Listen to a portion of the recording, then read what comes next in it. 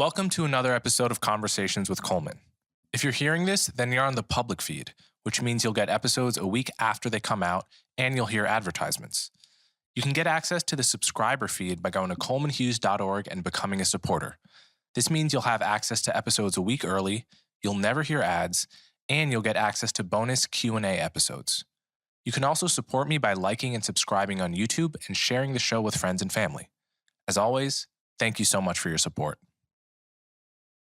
Welcome to another episode of Conversations with Coleman. My guest today is Rob Reich, not Rob Reich, as I mistakenly call him at the beginning of the podcast. Rob is a political science and philosophy professor at Stanford University. He's the director of Stanford's McCoy Center for Ethics and Society and associate director of Stanford's Institute for Human-Centered Artificial Intelligence. We talk about the culture of Silicon Valley, the problem with optimization. We talk about the externalities caused by big tech, the problem of censorship by big tech. We discuss artificial intelligence. We talk about the famous experience machine thought experiment, and much more. So without further ado, Rob Reich. All right, Rob Reich, thanks so much for coming on my show. Thanks so much for having me. Real pleasure.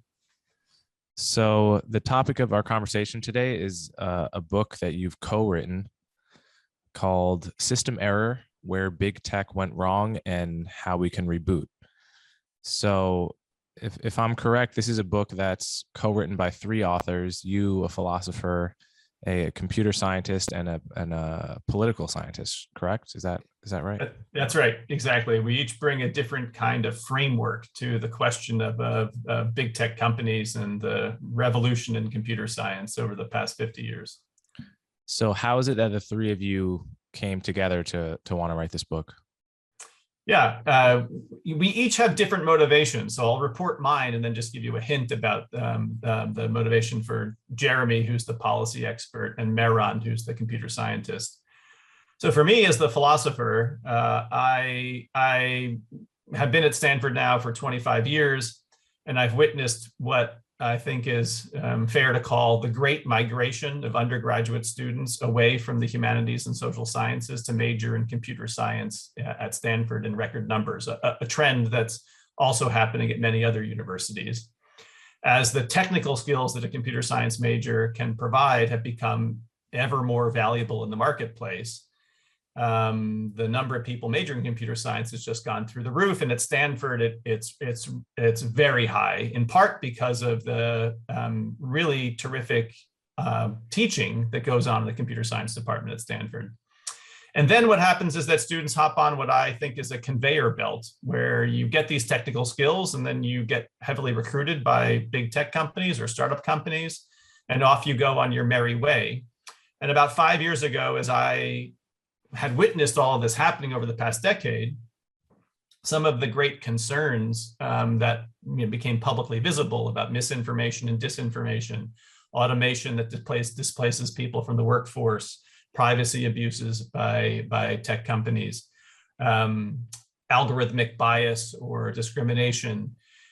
These were all becoming more apparent, and I thought it would be worthwhile to try to undertake a collaborative enterprise that would amount to a cultural intervention on campus, a way in which the young technical students, the computer science students, took on board policy frameworks and ethical frameworks, and simultaneously the people who wanted to major in public policy, go to law school, maybe end up doing work in public agencies, got some technical skills. So they understood from a regulatory standpoint better the computer science revolution.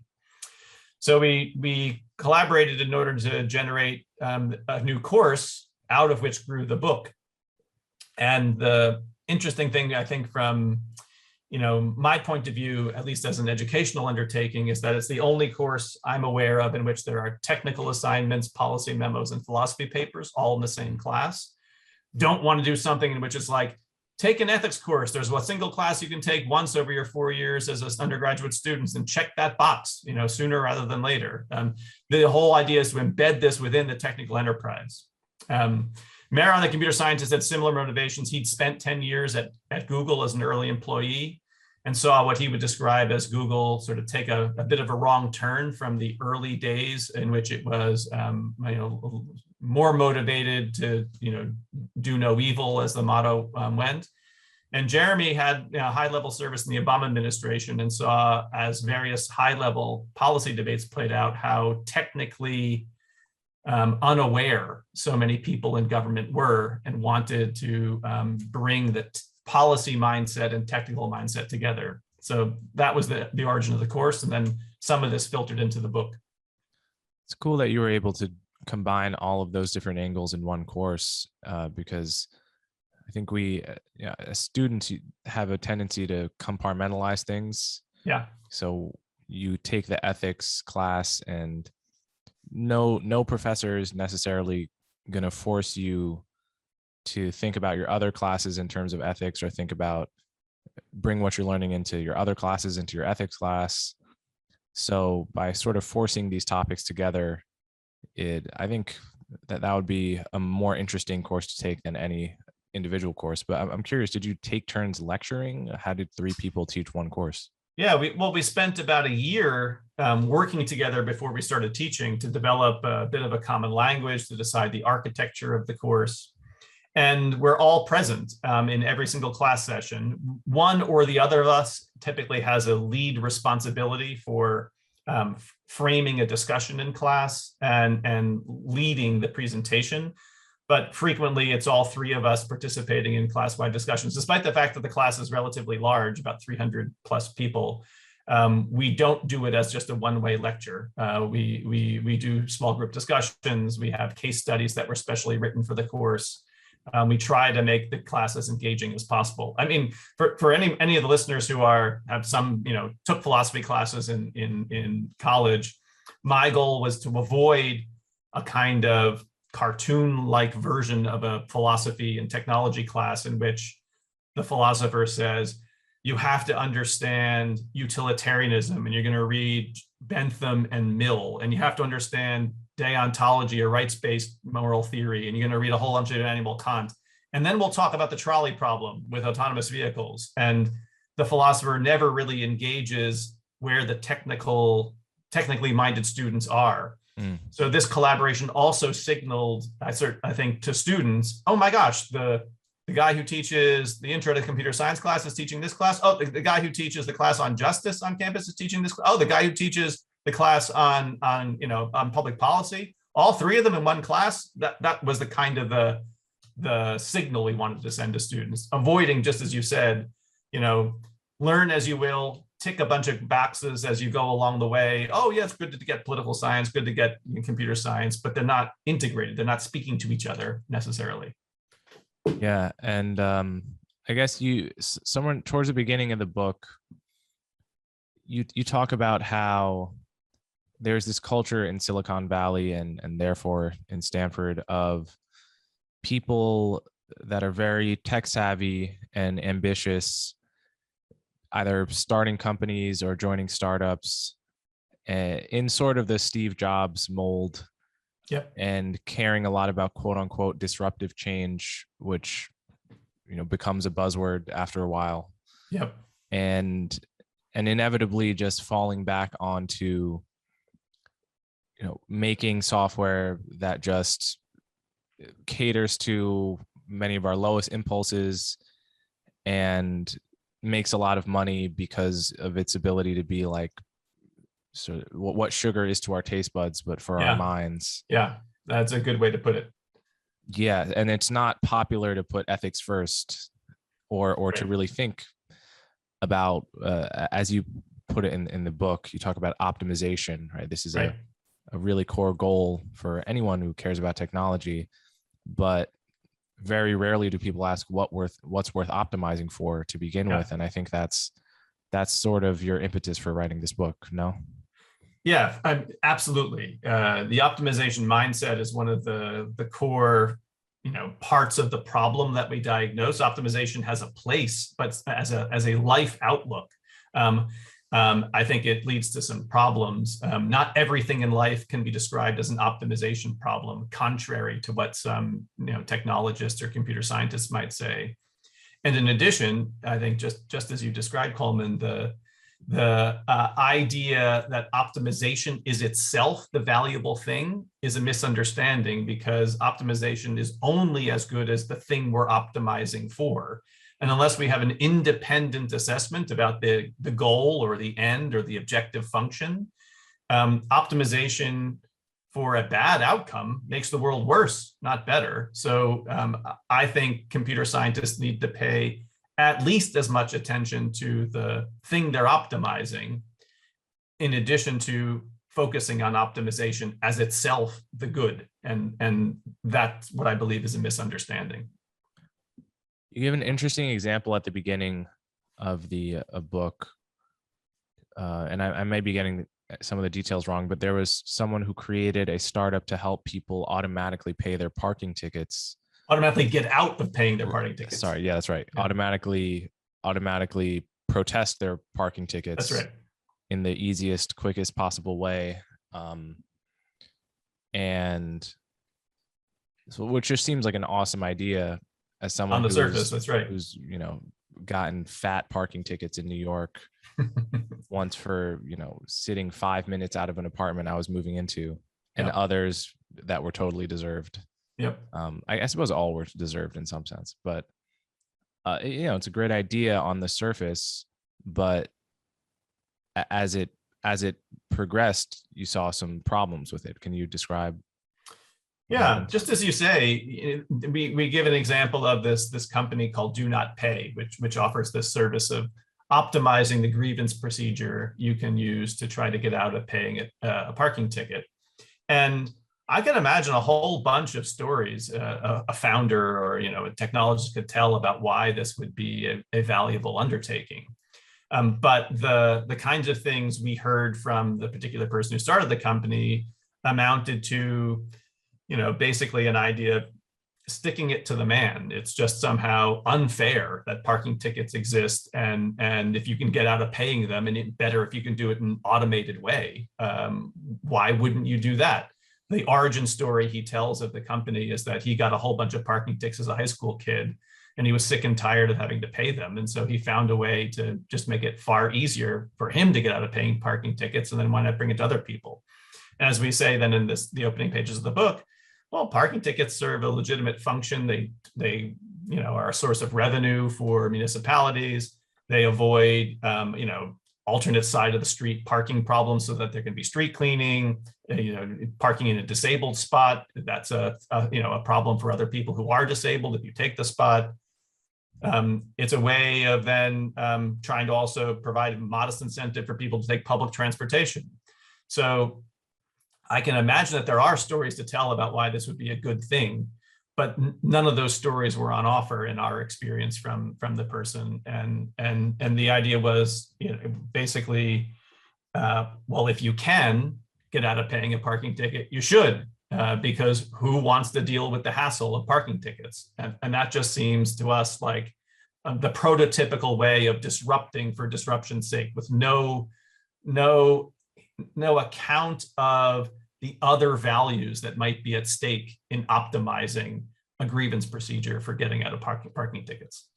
Yeah, and it's also a classic tragedy, the commons problem, because the moment parking becomes effectively free is the moment you can no longer park anywhere. Definitely in a city like New York, you will never find a single spot ever.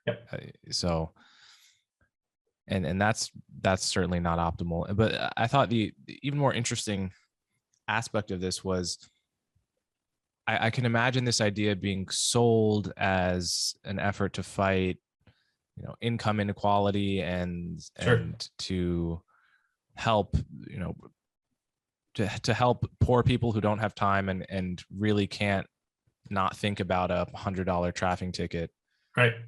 Fight it easily. And I can imagine all of that being compelling until I think I recall the person who came up with this technology said, well, deep in the future, I'm looking towards a world where we can just sue each other with the press of a button.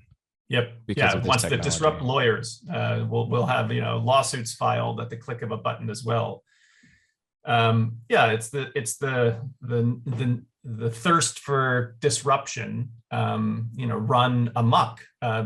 Disrupting has a positive valence in Silicon Valley, and disruption of old industrial Goliaths that are inefficient in various ways is one thing, and developing new efficiencies, new business models, all good. Count me in favor.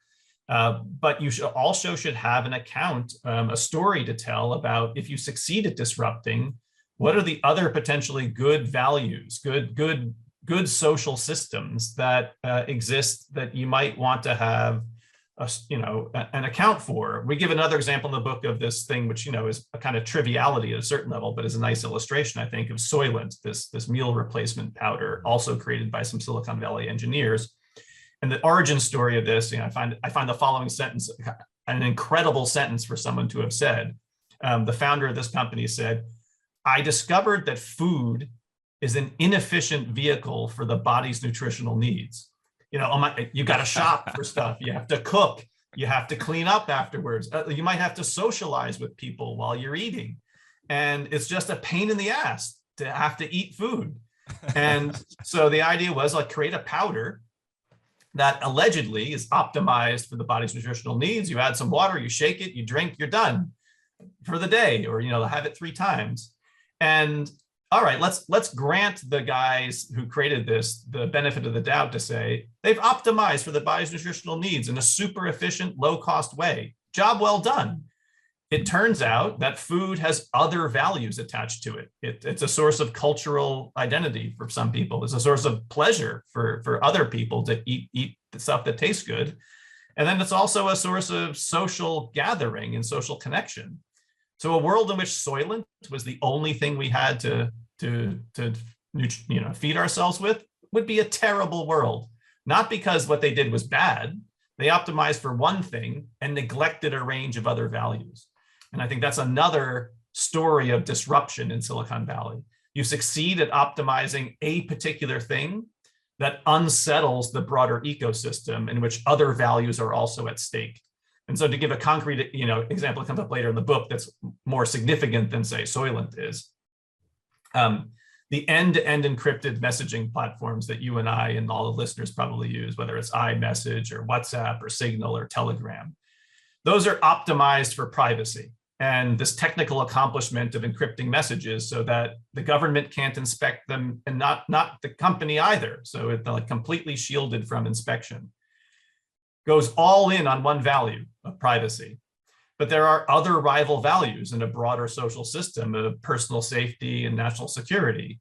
And I think when you create a technology and bring it to scale for millions of people to use, you need a story to tell about why privacy is the only value worth caring about. And when the government asks Apple to give a backdoor entry into the iPhone for the San Bernardino terrorist case, or Apple decides it wants to scan some of the photos that people upload to iCloud to look for child pornography, and people cry foul about privacy invasions, we need a broader story to tell about how to balance safety against privacy, and allowing the technologists the only say and to optimize for only one value is to neglect these other values that we care about as well. Yeah, that's where a philosophy perspective becomes crucial, because you're dealing with 2 things that matter, and you have to, I guess, think about where the trade-off is between several important things in some kind of context of a notion of the good to begin with. So I'm curious, do you feel as a philosopher that whatever your meta ethics are helps you decide these kinds of trade-offs? Whether, I don't know, do you consider yourself a consequentialist or a deontologist, or neither? Yeah. Excellent. So, one just preliminary comment, which is that I just agree 100% with you that we're entering into a realm of trade-offs and rival good values. Safety and security, objectively good things. Privacy, also objectively good. Turns out you can't maximize all of them at the same time. So we have to face trade-offs. Okay. From the standpoint of the technologist, when you tell them, as I do as a philosopher, there's no uniquely correct answer. There's no truth about the way to balance safety versus privacy. There are different ways of doing it. Some of them are better and some of them are worse. That sometimes makes the technologist uneasy or uncomfortable. Wait a minute, what do you mean there's no right and wrong answer? I'm like, everything that I do is computationally tractable in some way, and it either works or it doesn't work. So that's where the philosopher comes in. And as you say, I could give you my answer that sort of takes from my own background moral theory as a consequentialist or a deontologist or a virtue ethicist or whatever it turns out to be. But since my training is as a political philosopher, and in particular as a democratic theorist, the kind of answer I prefer to offer in this case is to say, whatever I would want morally is only one part, one voice, one element in a larger social system. And democratic politics or democratic institutions are themselves a procedure to referee these value trade-offs. So what I want to put into the equation is to say, any single person's answer, has some value within a democratic procedure, which allows us to engage in deliberation and contestation with diverse preferences and values themselves, and deliver a temporary outcome in the form of a regulation or a policy that if we don't like in 2 years or 5 years or 10 years, we can update through the ordinary democratic process to change the weights that we attach to them. And that seems to me an appropriate way to confront these value trade-offs, which is why part of the story about why big tech failed in the book is that, the CEO of Signal shouldn't be the only person who decides whether or not end-to-end encrypted messaging for millions of people is the only way to go. There are other voices that matter, voices of ordinary citizens, voices of people in the political system, voices of people who care about national security or privacy, or safety. And what I want to say is it's not a meta-ethical position I take here. It's a politically ethical position to say democracy is the technology we have to referee value trade-offs at a social level. And we should lean into that. So, yeah. So on this topic of optimization, the examples you've given are I said they're different in important ways. So the parking software example, yep, that's a software that whether or not I use it could affect me negatively by, the streets are becoming dirty because the street sweepers can't do their work. There's no parking anymore because it's free. The Soylent example is importantly different in that, if I choose not to drink Soylent, which I don't, yep. although I've tried Huel, it's pretty gross. I'm pretty impressed that they can do it, but right. I'm done after one sip. It's pretty disgusting. Yep. If I don't use it, it doesn't really harm me. So it's optimized for a narrow slice of the population that has a unique set of preferences where they don't so much care about the social component of food or the, that's right. And then that's fine for them. And so in those cases, it seems optimization is not bad or harmful. It's probably good. But in these other cases, such as end-to-end encryption, this is another thing that could affect me whether or not I choose to use WhatsApp or Signal. Exactly.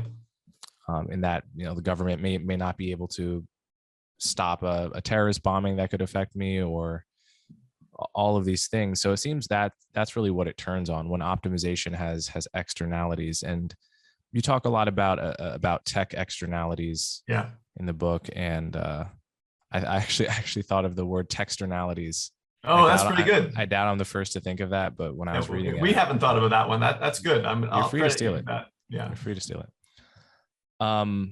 So some of the texternalities you discuss are misinformation and extremism from YouTube and social media algorithms that lead you deeper and deeper down rabbit holes. And this is an interesting topic because it has implications for how we see human beings. Are human beings like easily manipulated by by algorithms such that I can't help but believe the next video that is Right. showing up in my feed?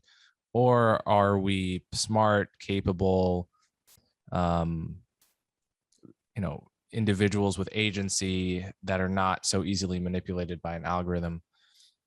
It seems, on the one hand, if you're a person that believes in democracy and believes in the idea that we as a citizenry are capable of making these important decisions, you'd Yes. want to believe that we're not dumb animals that are just being manipulated by YouTube algorithms and fake news and so forth. On the other hand, if you want to argue that these these things really are problems, you somewhat have to undermine your vision of how autonomous and intelligent we are. So how do you reconcile that? Yeah. Yeah, exactly. So let's start with that last point, which I think is so important because it does sit at the heart of what a democratic society aspires toward, a society of independent, individually self-governing or self-determining people who then engage in an enterprise of collective self-determination together. And if it turned out that we were, as you put it, nothing more than a collection of desires, subject to our basest desires, without any capacity to reflect upon them, update them through reason and deliberation, that would be a very depressing story to tell. We don't see democratic societies of animals because presumptively they don't possess the same type of higher order rational capacities that we do as humans. So let's go back to what you said earlier, which I thought was apt, namely that some of what AI or various types of algorithmic models do is they appeal to our taste for sugar rather than our higher order desires or our higher order values and preferences. And I think a lot of what happens in social media is a version of that, as I think you were alluding to. And I don't mean to make this any more complicated than the idea that when you walk by a piece of chocolate cake, many people have the reaction, I would like to have the chocolate cake. And they also then have a second reaction, I wish that I didn't want to have the chocolate cake. And we say the autonomous person is the one whose second order desire regulates their first order desire. But presented in a certain way, we eat the chocolate cake, or think of the scientists who have been hired by the fast food companies to optimize for, the addictive taste of, Cheetos or the fast food stuff we buy. We get people who are trying to scientifically engineer our basest desires for our appetites, rather than our higher order capacities that might regulate those base level desires. And I think social media operates at that first level much more frequently, and the business model certainly seems to operate in tune with that as well. So there's nothing inevitable that it needs to be that way. We could try to change the ways in which the social media ecosystem works so that it appeals to some of our higher order desires or preferences, or try to help us to deliberate rather than to emote, which I think is a lot of what happens also online. And the more that our main source of information, which is the online universe these days, appeals to our base emotions, the more, it's like feeding the population sugar. A certain number of people are going to take it, even though they have an interest. They might say themselves they have an interest in resisting the sugar, but people are weak-willed. That's another feature of humanity. And that like no genius insight there on our part to note it. So one of the most obvious potential solutions to misinformation and the ways in which social media warps our sense of reality is to censor misinformation, to simply ban it, to have people in charge of deciding what's true and what's not in important cases. And we've seen some of that happen. I mean, we've seen just the examples I call to mind instantly are Alex Jones getting banned. Yep. The New York Post article about Hunter Biden being banned from Twitter. Every once in a while we've had these sort of these episodes of censorship that are not yet totally normalized in our ecosystem, but it's definitely possible to imagine in 10 years that being the case. And there are many other places in the world where it's completely normalized. Yep. So here it also does seem, on the one hand, I'm a very pro free speech guy, so I really do think it tends to make sense to allow misinformation to exist and to combat it with more speech, because inevitably I tend to not trust the people deciding what's true and what's not. Yep. But on the other hand, I think it would be dishonest to say that censorship could never possibly work ever. Yeah, agree with you. Well, so let me, if I can just give a quick reaction, or did you want to finish? Yeah. No, that's it. So, I mean, in agreement with you about the basic diagnosis there, and then I want to add a couple elements that seem important to put on the table. So, number one, the United States and other democratic societies properly are committed to an ideal of freedom of expression. That seems to me defensible, important, and we should be really glad we have that constitutionally in the United States. And the chief problem you're trying to avoid there is the government being a censor, not local companies or communities who aren't subject to the First Amendment. So there's no First Amendment violation when a company takes down someone's speech. So it's not a legal problem in that respect, but it is, I'm agreeing with you here, a problem from a society that should value freedom of expression. So then the question becomes, in my mind, I think we fixate too frequently on banning or deleting speech, which I'm with you, I think should be rare. And we ought to pay more attention to the algorithmic up-ranking and down-ranking of speech, because I think that's where most of the action actually is. So in the book, we start this chapter about social media by observing that we live in an age of superabundance of content. There's so much content now because of the internet that we need a search algorithm to surface what we look for online. We need an algorithm that upranks and downranks information in our news feeds.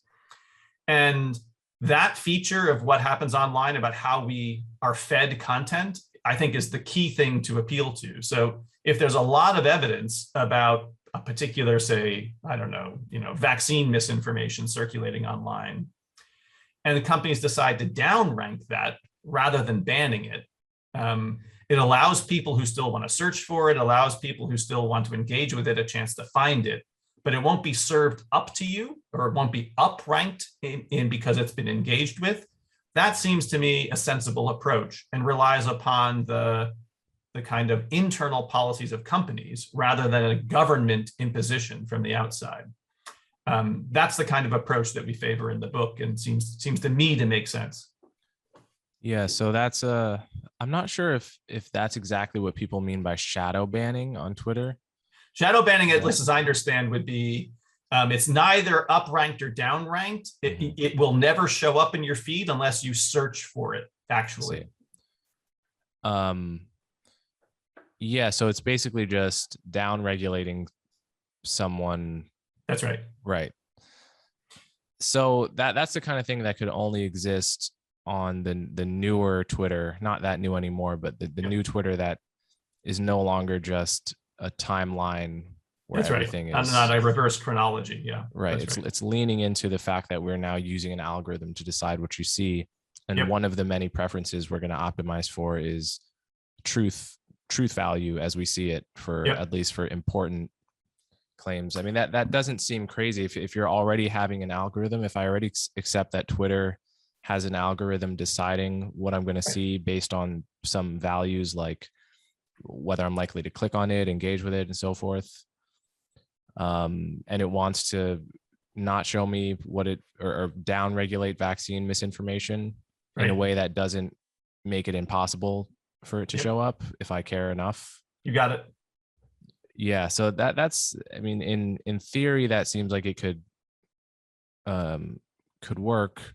Of course, there is always the problem of who is determining what's true and what's not, Yep. and the biases inevitably of those people. And when it comes to big tech, there's a marked left-wing bias on hot button culture war issues Right.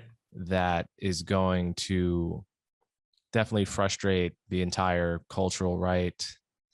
And I've noticed, I've noticed on Twitter that the fact that shadow banning exists at all, and I'm not Mhm. sure actually how often it happens, Yep. leads to an immense amount of paranoia Yep. in people who falsely think that they have been shadow banned. Or I get messages all the time, asking if someone has been shadow, like, but when I haven't been tweeting for like a long time, people will Right. be like, your tweets aren't showing up. I'm Right. like, no, I actually just haven't tweeted in a week. Right. And that happens often enough that it's I've really noticed the degree to which people are become paranoid of persecution when there's a very small amount of Yep. shadow banning going on, which That's is right. kind of a consequence worth worrying about.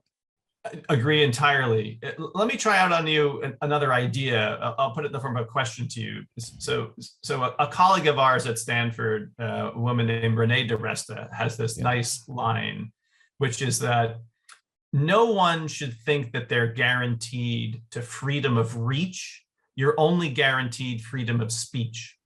And what I think she means by that is, if you get deplatformed on Twitter or YouTube or Facebook, you still can go say the identical thing out on the street corner.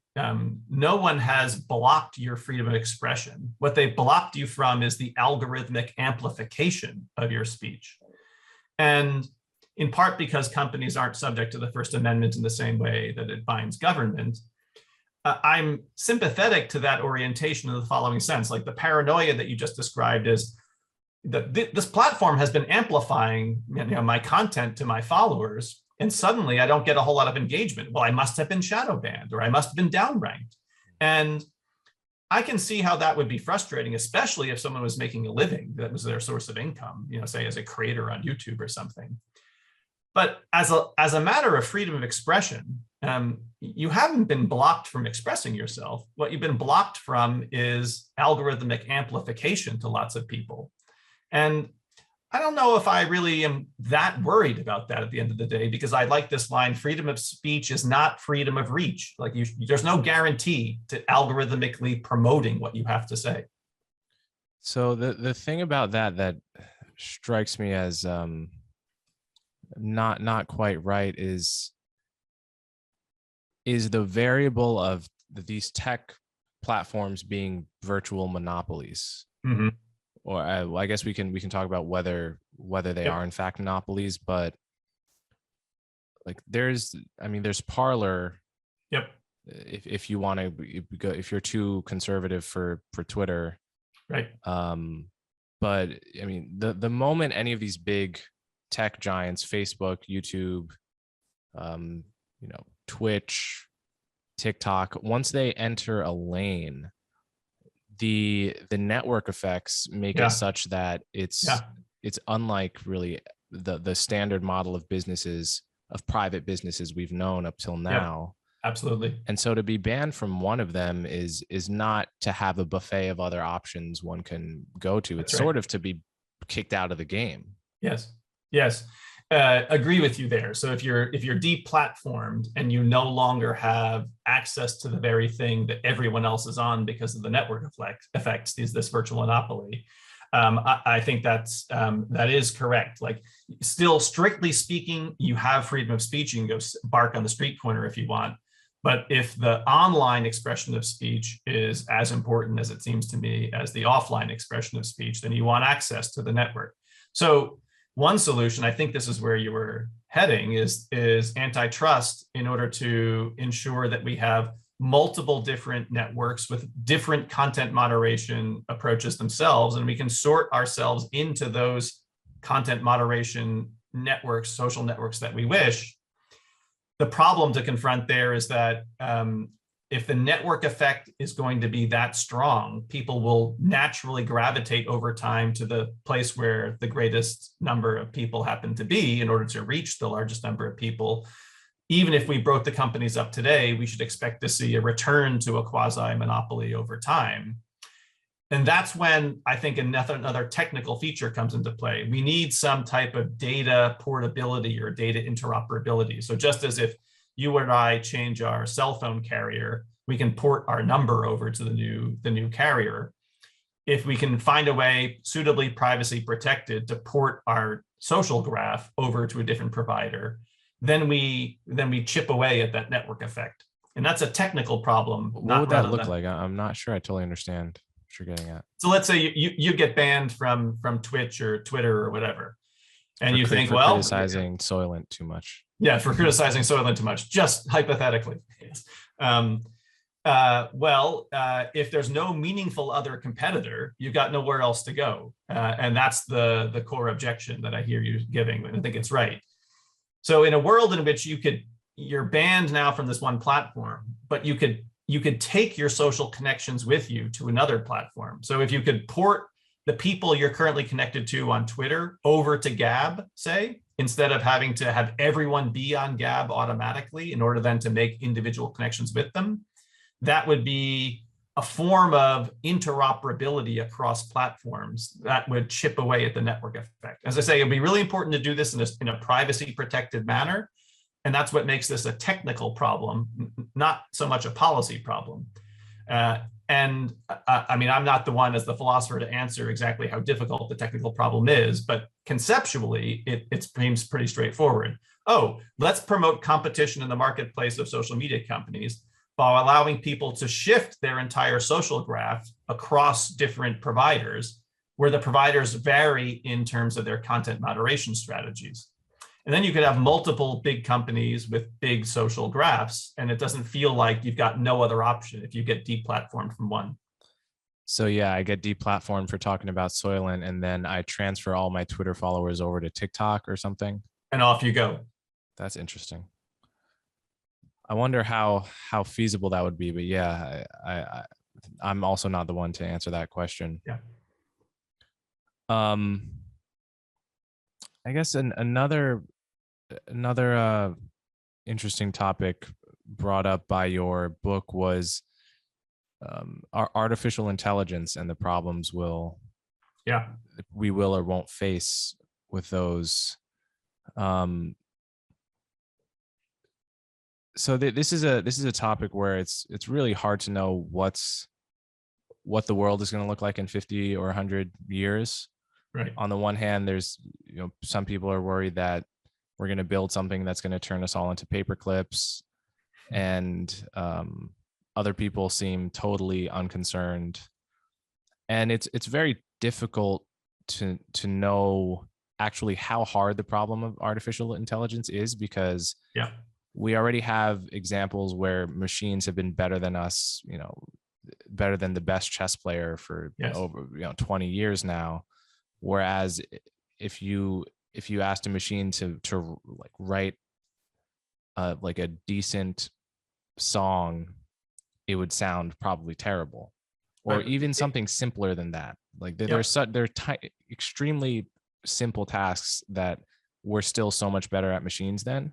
Yep. And although the gap is closing. Things. The gap is closing. Like we talk at the end of the book about this new thing, GPT-3, a language model, a kind of frontier technology, which can write songs. It can produce poems and sonnets and rap lyrics and essays and journalism, and like it's a middle school kid's dream, because you can generate unique essays basically as responses to whatever teacher assignment you get, and it can't be detected by a plagiarism machine, in addition to other kinds of problems. But you're right, I'm with you in general that machines haven't achieved artificial general intelligence. They're not, all things considered, as intelligent as humans.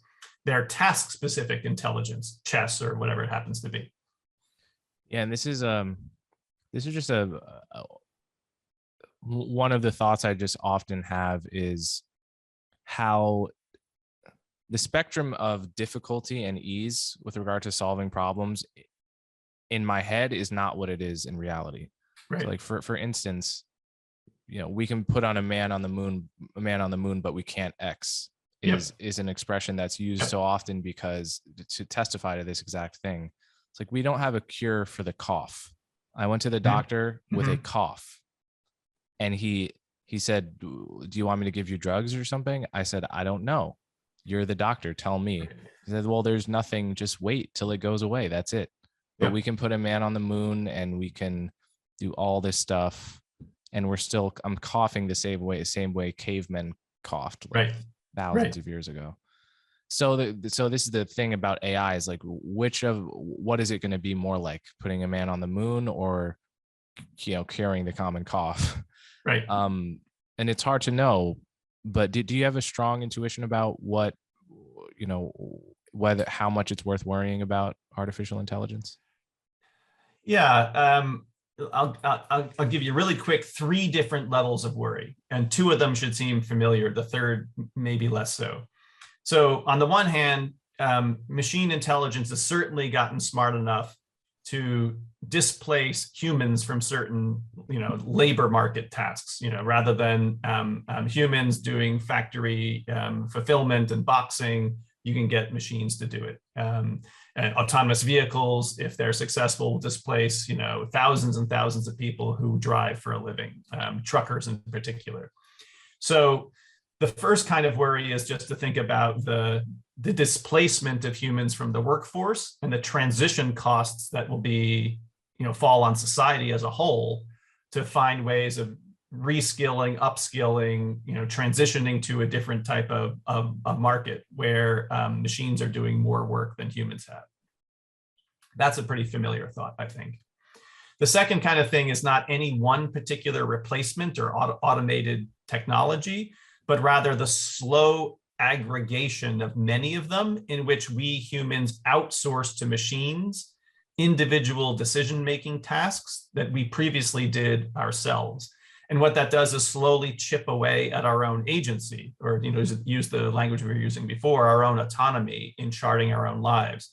And so take, for example, if you thought, Mark Zuckerberg's announcement of the metaverse and a kind of world of augmented or virtual reality in which many of us will spend a whole lot of time, if we could experience in virtual reality so many pleasures or things that we couldn't experience in ordinary life, do we have a reason then to go off into augmented reality and do it?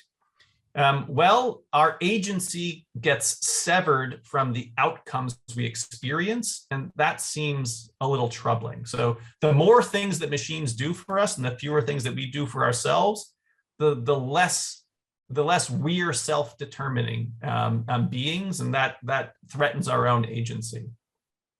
I think that's a little bit familiar to people. Think of, say, autonomous vehicles again. I know a whole bunch of people who say, even if we can show that autonomous vehicles are just way safer, way cheaper, way more efficient than human piloted vehicles, I still love to drive the stick shift down the coastal highway. And God damn it, I'm not going to let any autonomous vehicle do that for me. It's like, I don't care about the welfare effects. I don't care what other people say. It's my freedom, my agency. I want to feel the road under my feet, the wind in my hair, whatever it turns out to be. Think of that across lots of different machine replacement tasks. So finally, the thing that I think may be less familiar is that there's a kind of precautionary principle I'd want to take here. Maybe the day in which machines become as intelligent or more intelligent than humans as a general matter is far away or never will come. But if it is possible, some type of AI can outperform humans in Wall Street, in the marketplace, and basically retune the economy to whatever the artificial intelligence has been optimized to do, that should seem like a crisis that we ought to prepare for ahead of time in case it were to happen. And so whatever probability you assign to it actually coming about, if it's a non-zero probability, and I think that it is non-zero, we ought to take a precautionary approach to it, because I do know some people, I'm part of this thing at Stanford called the Human-Centered Artificial Intelligence Institute. And I talk to some people who do AI scientists, and they say, well, why'd you call it human-centered? If the machines are going to be more intelligent than humans, then we should want to be subservient to the machines. We ought to be allowing machine overlords, because they're better at intelligence than we are if we get there. And that's a future that I personally wouldn't sign up for. So as I say, I take this precautionary principle approach. Let's hedge our bets that the machines might become super intelligent, and then they will organize us to fulfill their super intelligent values. I want to avoid that outcome. Yeah, and then there's always the question of, just because they're intelligent won't mean that they're sentient, and won't mean that they therefore have any kind of there's any reason to care whether they suffer or are happy. That's right. But I want to go back to this virtual reality thought experiment. Yep. This is a version of this is the so-called experience machine. Yep. Where you could just go in and have any kind of experience that's not real, but is as pleasurable as it could possibly. That's right. As anything possibly could be. I've always had the intuition that if everyone were able to enter an experience machine and have a life so pleasurable, and I don't just mean eating lots of sugar and having lots of sex, and I mean the deepest meaning of the word pleasure, which could include struggle and hardships and pain and what all the wise traditions would say happiness really is, and only bad experiences that have the perfect silver linings, only bad things that are worth doing to get to some better place. I'm not sure. I actually don't have the intuition that would be bad if everyone were in it. I just feel like if you think it's bad, you're just not actually imagining enough what it would be like for everyone. Good. So to my mind, the reason it would be bad is that other than the choice to hook up to this experience machine, which you would be making through your own agency, all the other stuff that you get, these deeper pleasures, because I'm with you all, don't assume it's just sugar and having sex. Mm-hmm. Take any of the most profound kinds of pleasures one can have as a human, and now you're guaranteed those in perpetuity. But your own exercise of your agency would be severed from those experiences, or the subjective pleasures from those experiences. And the question is one of the things which we want, or that we get deep pleasure from, is knowing that somehow our will and our agency is causally connected to the production of what we experience. And if you get it on the cheap, are you losing something essential about what it means to be human? And I think that's the concern of the experience machine. So one interesting answer to that is maybe that's true. Maybe our capacity for pleasure relies on there being a connection between our choices and outcomes. Right. And if so, that would have to be somehow priced into the experience machine. So there could be some paradoxical solution where you enter it, and the only way that it actually gives you pleasure is just by being another version of real life, actually. Just by being another very real world in which you can an alternative universe in which your own agency determines your experiences. Right. Yeah. I thought you were going to go a slightly different direction, which was that the experiences you have give you the experience of your agency being connected to your. I was going to say that too. I was going to, perhaps it just could be an illusion of agency so powerful. But then there's a lie at the heart of the experience machine, and that's the problem. But you don't know there's a lie. There just that's true. That's true. You only know when you're choosing, right? Yes, this is getting very Matrix like. That's very blue Matrix pill, red pill. But yeah, for sure. Right. All right. Well, I think that's about the end of our time. Yeah, this has been a real pleasure, Coleman. I really appreciate the engagement with the ideas in the book, and as I hope I communicate well enough here. I just get really enthusiastic and jazzed about these value questions at the heart of technology. And they just seem so essential to me for all of us to grapple with together. And I really appreciate the chance to talk about them with you. Yeah, absolutely. It's been a really fun conversation. And I want to point everyone in the direction of the book. The book is called System Error, subtitle, Where Big Tech Went Wrong and How We Can Reboot. So it's a big book and we did not cover most of what's in there. So I very much recommend that you guys pick it up.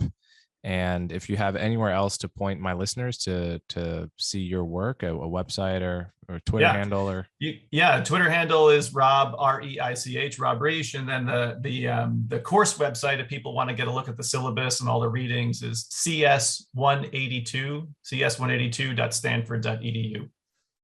All right, Rob, thanks so much for coming on my show. Thank you. All right. If you appreciate the work I do, the best ways to support me are to subscribe directly through my website, colemanhughes.org, and to subscribe to my YouTube channel so you'll never miss my new content. As always, thanks for your support.